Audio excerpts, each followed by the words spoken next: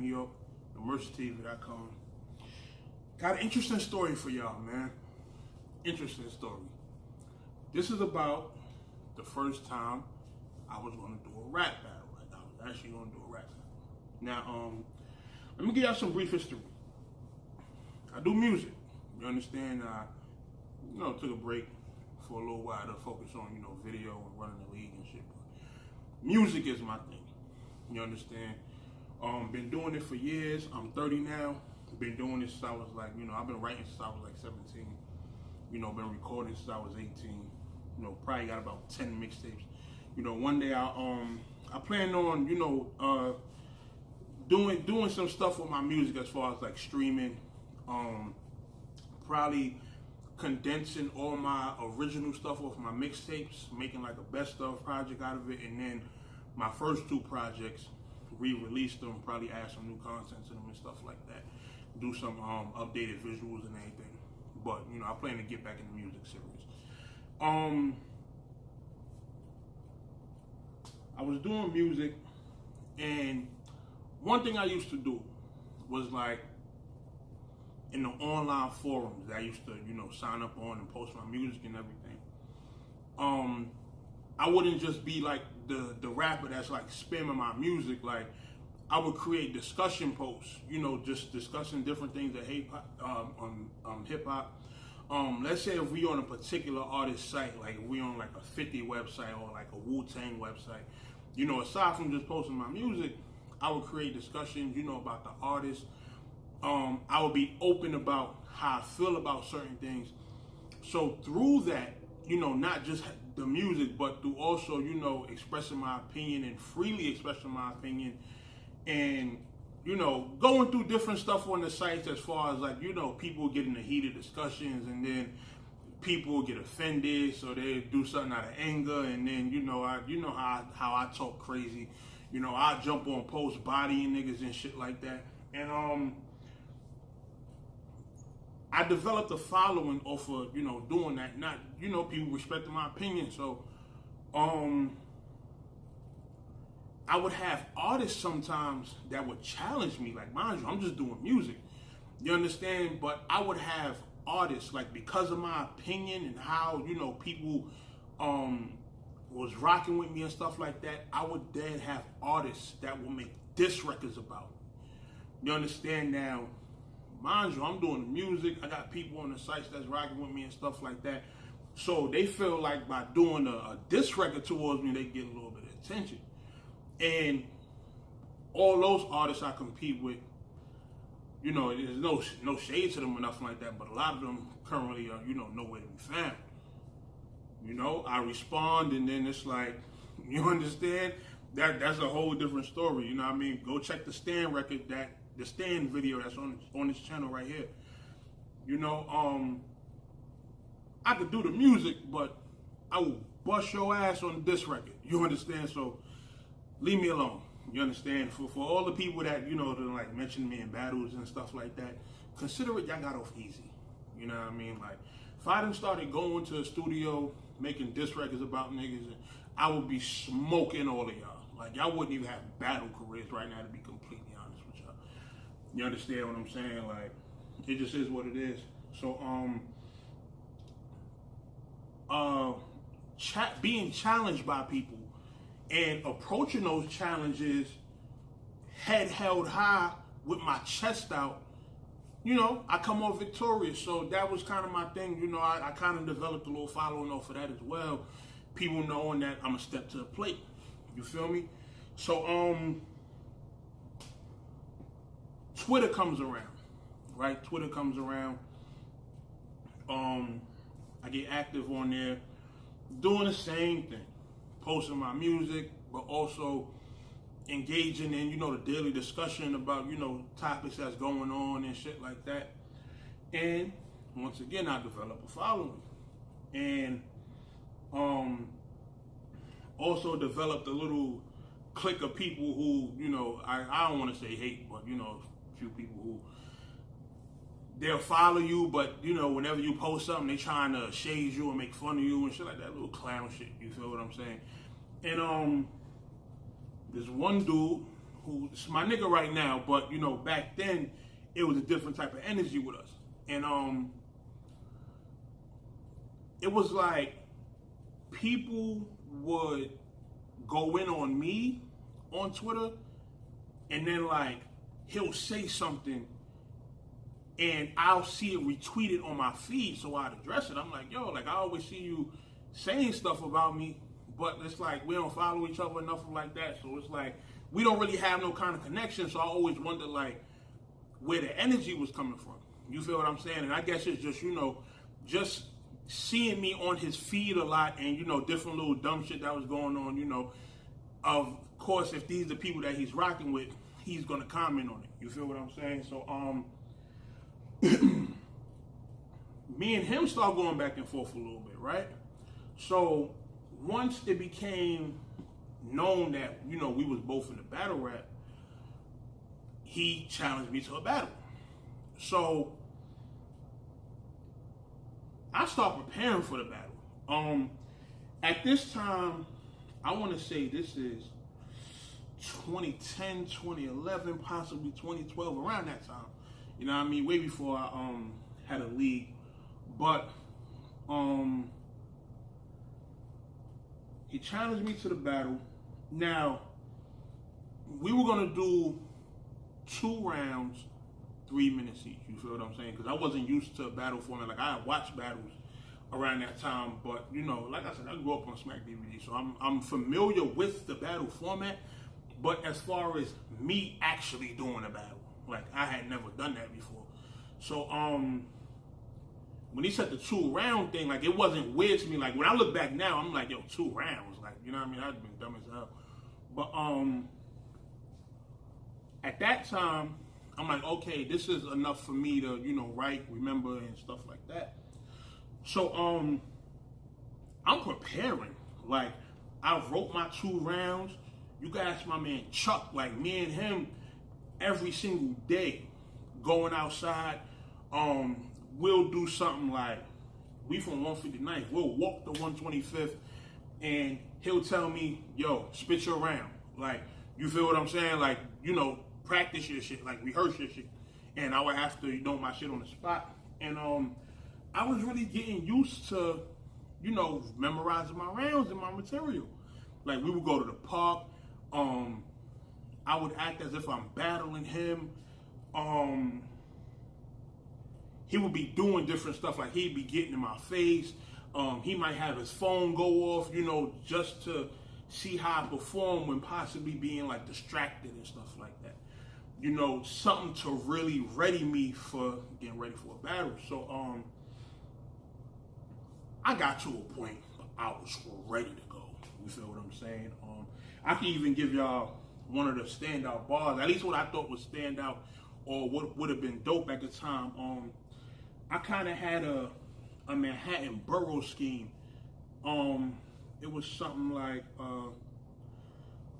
kidnap him in the Bronx, drive through Manhattan, something, riding through Staten,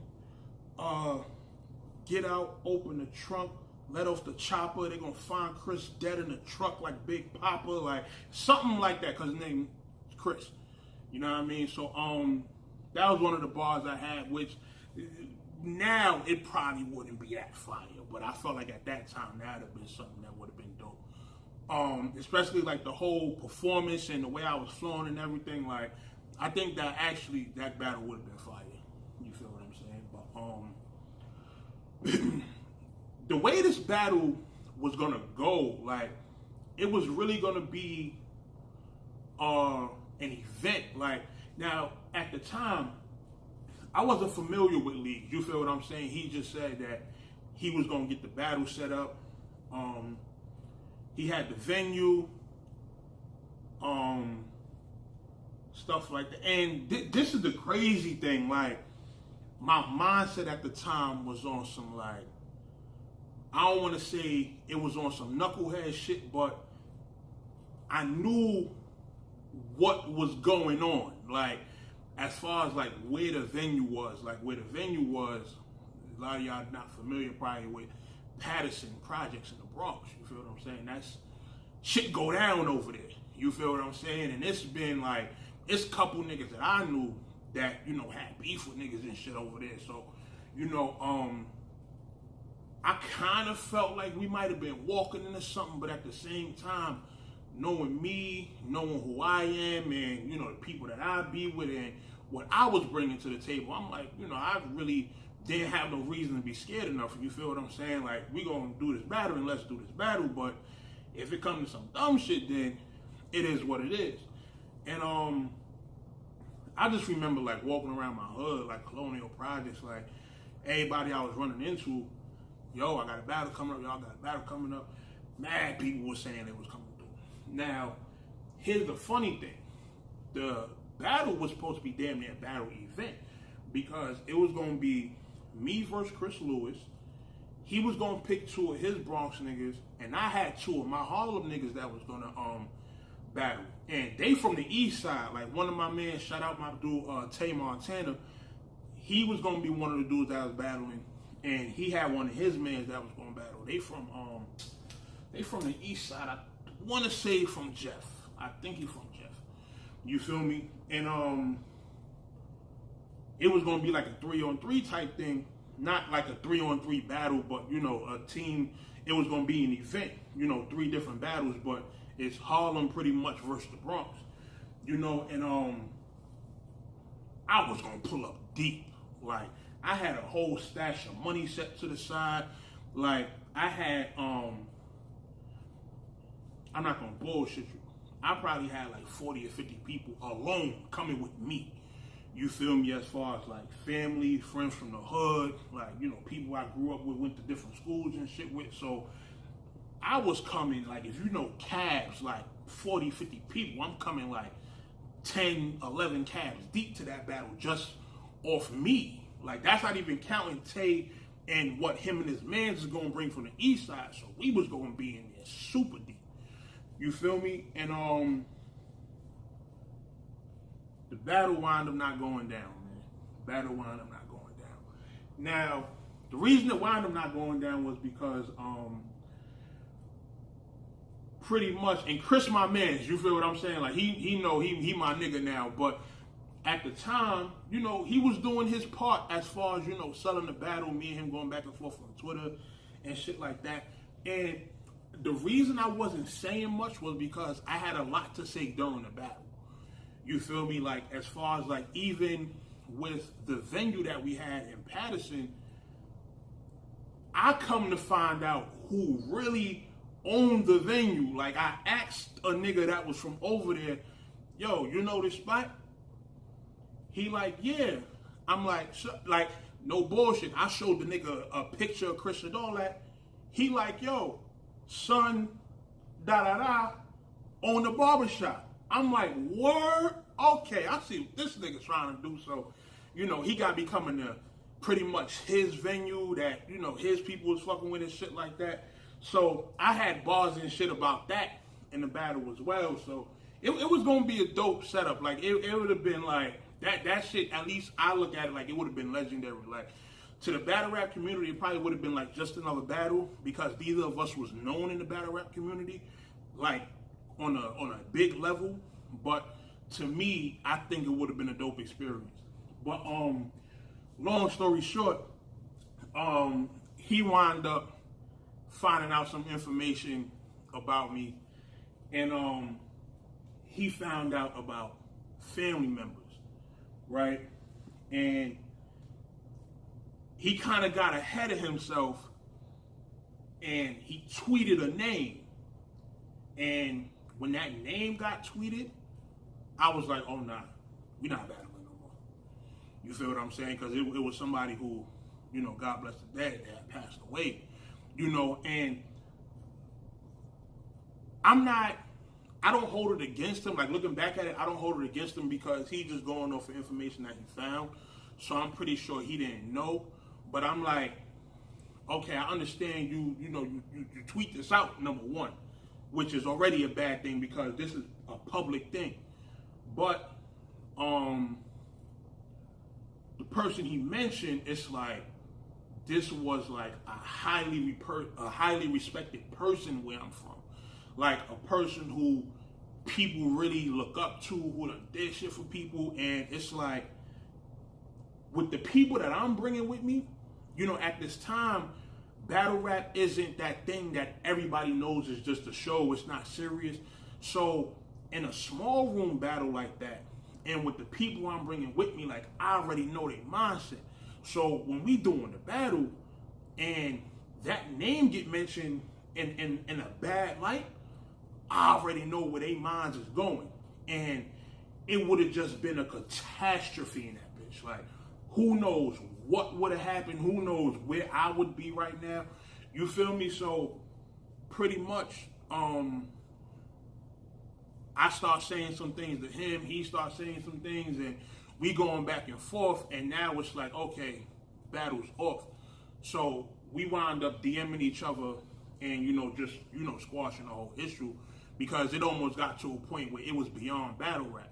You understand what I'm saying? So pretty much from there, the battle didn't go down. But, you know, the whole reason I took the battle was because I had that animosity of just, you know, always seeing him saying stuff about me and me not knowing who he was. You understand? So getting challenged to a rap battle, that kind of made me hype, because, you know, I'm used to getting challenged as far as rap goes. You know, but a face-to-face battle, it would have been the first time. So it was like, it'd have been a good experience to look forward to. But, you know, once all that extra shit happened, then I was like, oh, nah, I can't do this battle rap shit, because, man, you know, and it's crazy. Like, when I look at, you know, how I was going for a battle, like, even with the amount of people I was bringing out, you know, there's a lot of battle rappers that niggas be coming, showing up to battles by themselves. Like, I don't know where the fuck niggas be coming from. Like, these gotta be niggas that just sit in their mom's basement all day watching battles, because how do you show up to a battle event, your rap battle, and you can't bring nobody with you? Nobody come with you. Like, you straight just show up by yourself. Now, if you traveling from OT, from super far, like to where you got to get on a plane, cool. But there's niggas I know, niggas that come from like the DMV, you know, places where they driving from, and niggas is showing up 4 and 5 deep. You feel what I'm saying? So if you live in a certain area that you battling in, like if you live in New York, if you battling in New York and you can't bring one person to a battle with you, then it says a lot about your character, man. You feel what I'm saying? Like I said, I had 40 or 50 people coming with me. You feel what I'm saying? This ain't no number I'm exaggerating. Like, I had to make a Facebook event because of it, because I had so many people.